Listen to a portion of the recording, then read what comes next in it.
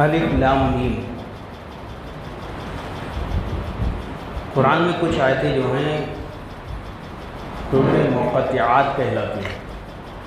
हुरूफ़ मुक़त्तिआत वो कि जिनकी तफसीर कोई भी मुफस्सिर नहीं किया है, बस यहाँ पर एक ही जुमला कह के गुज़र जाते हैं, अल्लाहु आलम बिमुरादिही, अल्लाह ही बेहतर जानता है कि उसकी मुराद क्या है। यहाँ पर एक सवाल का जवाब भी है कि लौहे महफूज से 23 बरस तक हज़रत जिब्रील अलैहिस्सलाम ये कुरान जो है, जो अभी अपने हाथों में देख रहे हैं, ये कुरान जो है सरकार पर वही के ज़रिए लाते रहे, मगर हज़रत जिब्रील को भी नहीं पता है कि अलिफ लाम मीम का मतलब क्या है। मगर मेरे हुज़ूर, मेरे सरकार, इमामुल अंबिया, इमामुर रसूल, सरवर कायनात, फ़ख्र मौजूदात हज़रत मोहम्मद मुस्तफ़ा सल्लल्लाहु तआला अलैहि वसल्लम खूब जानते हैं कि इसका मतलब क्या है। उनके अलावा अल्लाह जानता है और अल्लाह की अता से सरकार जानते हैं। हसिबन्नासु अन यतरकू अन यक़ूलू आमन्ना वहुम ला युफ्तनून। क्या लोग इस घमंड में हैं कि इतनी बात पर छोड़ दिए जाएंगे कि कहीं हम ईमान लाए, कहें हम ईमान लाए और उनकी आजमाइश न होगी। लोग क्या, जब कुरान की याद करें बड़ी नसीहत आमेज़ है समझने के लिए। क्या लोग इस घमंड में हैं, घमंड मतलब तकब्बुर में हैं, कि इतनी बात पर छोड़ दिए जाएंगे कि हमने कलमा पढ़ दिया, ला इलाहा इल्लल्लाह मुहम्मदुर रसूलुल्लाह, हमने कलमा पढ़ दिया, इस बात पर बस छोड़ दिए जाएंगे कि कहें कि हम ईमान लाए और उनकी आजमाइश न होगी।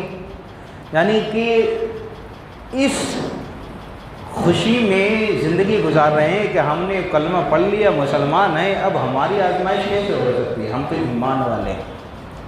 हम क्या हैं? ईमान वाले हैं। खाली इतना कह लेने से कि हम मोमिन हैं, मुसलमान हैं, क्या उनसे आजमाइश नहीं होगी, उनका इम्तहान नहीं होगा? बल्कि हर एक का अल्लाह रब्बुल इज़्ज़त इम्तहान लेता है, हर एक का इम्तहान लेता है, चाहे वो कैसे ही ले, दुख मुसीबत दे कर के इम्तहान ले या खुशियाँ दे कर के इम्तहान ले, मगर हर एक से उसका इम्तहान लिया जाता है, आजमाया जाता है।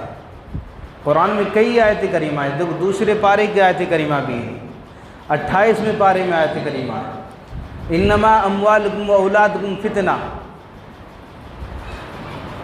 जिस चीज़ के बारे में हम ज़्यादा ख्वाहिश रखते हैं, इंसान का लालच जो है दो चीज़ों की तरफ ज़्यादा होता है, एक माल की तरफ, एक औलाद की तरफ। माल नहीं है तो भी परेशान है, औलाद नहीं है तो भी परेशान है।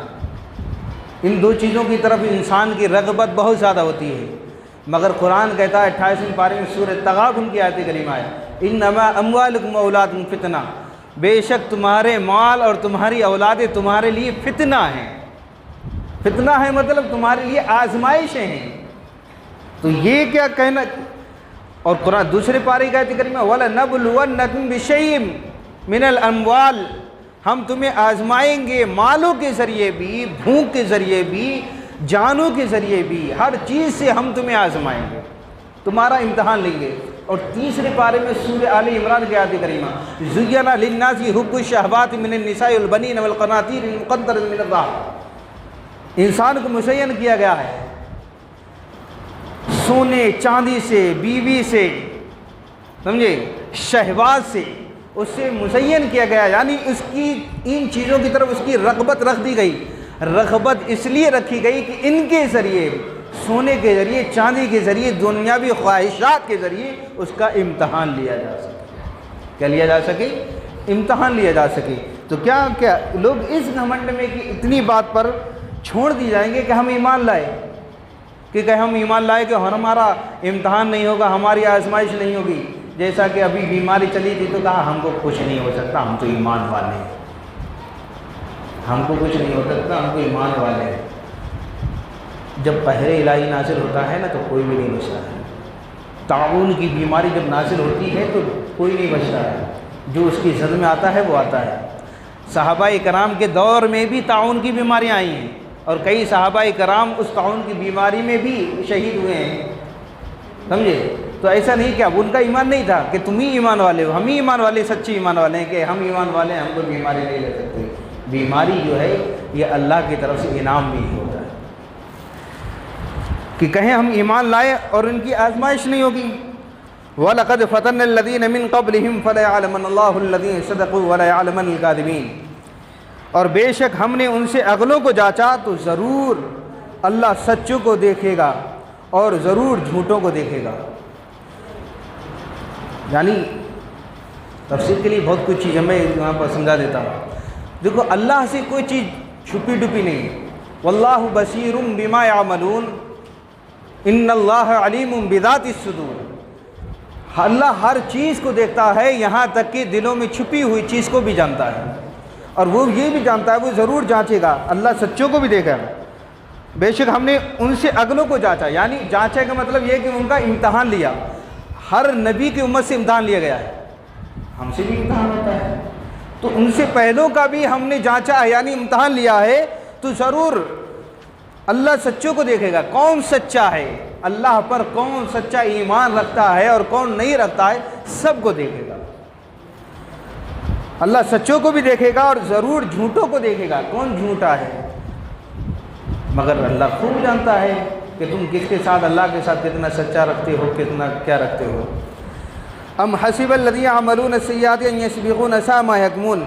या ये समझे हुए हैं कि वो जो बुरे काम करते हैं कि हमसे कहीं निकल जाएंगे, क्या ही बुरा हुक्म लगाते हैं। मन कान यरजू लिक़ा अल्लाह फ़इन्ना अजलल्लाहि लाआतिन व हुवा समीउल अलीम। जिसे अल्लाह से मिलने की उम्मीद हो तो बेशक अल्लाह की मियाद ज़रूर आने वाली है और वही सुनता और जानता है।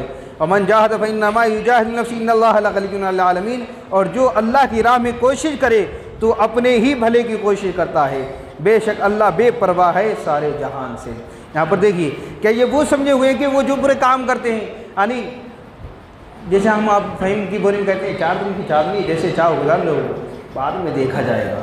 तो बुरे काम करने के बाद ये ना समझो कि हमसे कोई हिसाब किताब नहीं होगा। हिसाब किताब सब का होगा। ये तो कुरान ने कह दिया है सूरह इंफ़ितार में, किरामन कातिबीन व इन्न अलैकुम लहाफ़िज़ीन।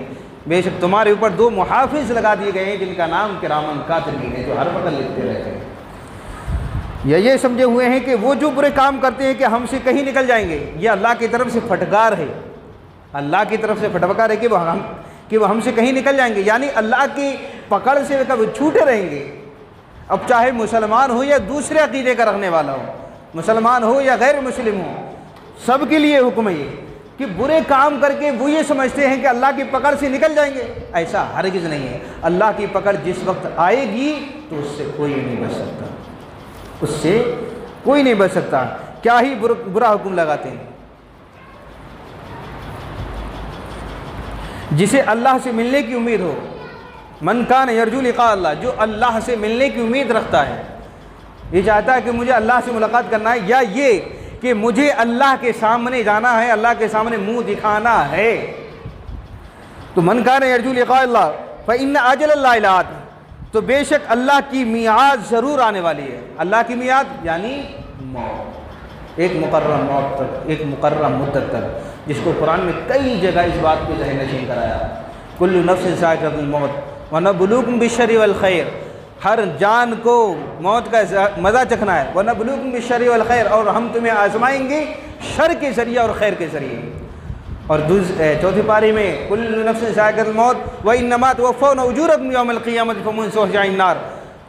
बेशक हर जान को मौत का मज़ा चखना है, और कामयाब वो है जो जहन्नम से फिर कर जन्नत में दाखिल किया गया, वही आदमी कामयाब है। समझे। तो कहा फ़इन अजल्ला लात, तो अल्लाह की मुकर्रर मियाद ज़रूर आने वाली है। वह हुवा समीउल अलीम, वही है जो सुनता और जानता है।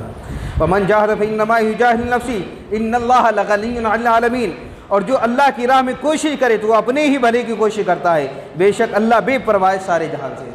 जैसे कि ये बात समझ लो, कोई भी 2 रकात नमाज पढ़ के या सदका करके या ज़कात दे करके या गरीबों की मदद करके ये ना समझे कि मैंने अल्लाह पर एहसान कर लिया, या हज कर करके ये ना समझे कि मैंने अल्लाह पर एहसान कर लिया। जो भी चीज़ है वो सारी की सारी हमारी कोशिश है और इसमें हमारा ही फ़ायदा है। उम्मती का ही फ़ायदा है।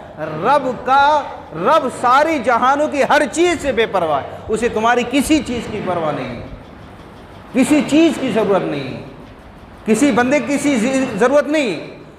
उसने हर चीज़ बनाई है तो बंदे के फ़ायदे के लिए। जैसे कि 22वें पारे में एक आयत करीमा आएगी, वकान बिल मुमिनीन रहीमा, अल्लाह मुमिनीन पर रहम फरमाता है।